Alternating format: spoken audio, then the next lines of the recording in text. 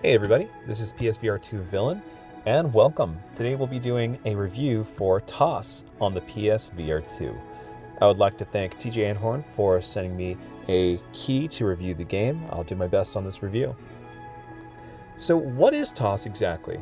Toss is like a VR platformer. It lets you become an ape or a monkey swinging freely across a spacey jungle gym of like playground. You will crash land on a cloud planet and must collect parts to repair your ship while navigating 75 or maybe a little more playground levels across 9 vibrant like sort of levels or areas. There are some interesting and unique ones. Some like you'll see you're like above the clouds.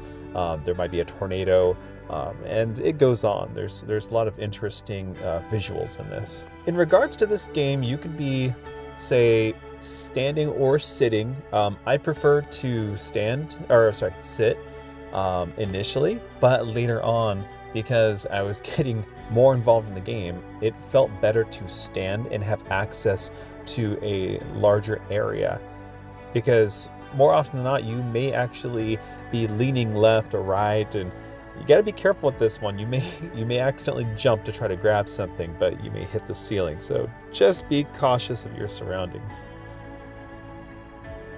The game really captures the spirit of classic platformers to a certain extent. You know, it's like you're doing a lot of grabbing and pulling and such. You know, you're going to maybe toss yourself one direction or another. You'll be soaring through the air, grabbing trees, pipes, walls. I don't want to call it parkour because you're not really using your lower half much at all. Really, not at all. And if you do get on top of anything, where normally you would walk on the surface, you will most likely just slide and uncontrollably. And hopefully you can grab onto something when you move past the end of your slide. But I found that to be a little difficult. But the controls are pretty easy to pick up and play. That aspect wasn't too bad.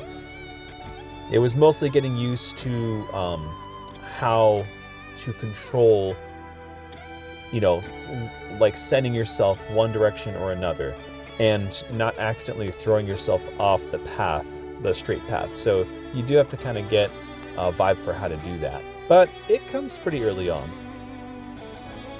Toss offers a variety of challenges to keep you engaged. You're either going to race against the clock with time attack, hunt for bananas in each round, or aim for precision with minimal grabs. It adds a layer of replayability, and trust me, these kind of things really do matter in games like this. You know, for me, it's like Angry Birds to a certain extent, or some other games.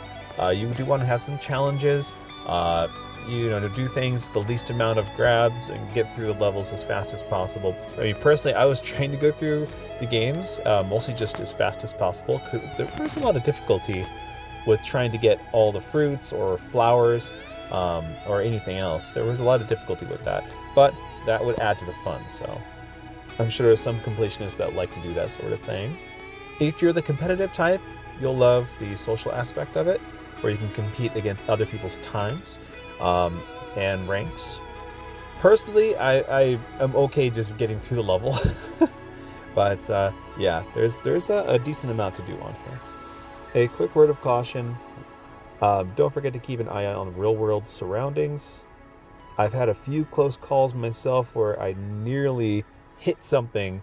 Well, actually, no, I honestly did hit something in real life, so I had to dial things back just a little bit. But all in all, to wrap things up, Toss is an awesome VR game.